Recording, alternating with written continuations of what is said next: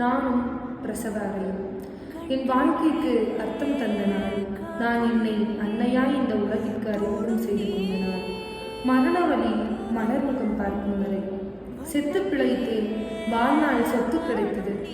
பல நேரம் பிரசவ வழி வராமல் துடித்தேன், பிறகு வாழ்க்கைக்கான புது வழி கிடைத்தது. என் மகனின்ற வழிவில் பிஞ்சு முகத்தை பார்த்தேன், பிறகு இவ்வுலகில் என்ன வேண்டும் என நினைத்தேன்.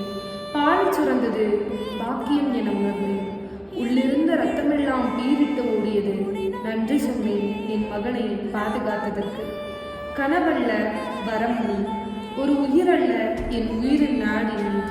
எனக்காக மட்டுமே யோசித்தேன், பிறகு என்னவனுக்காக யோசித்தேன். இனி என்னாலும் உனக்காகவே யோசிக்கிறேன். இல்லை, யோசிக்க தோணுகிறது. அதுதான் தாய் உள்ளம் போல.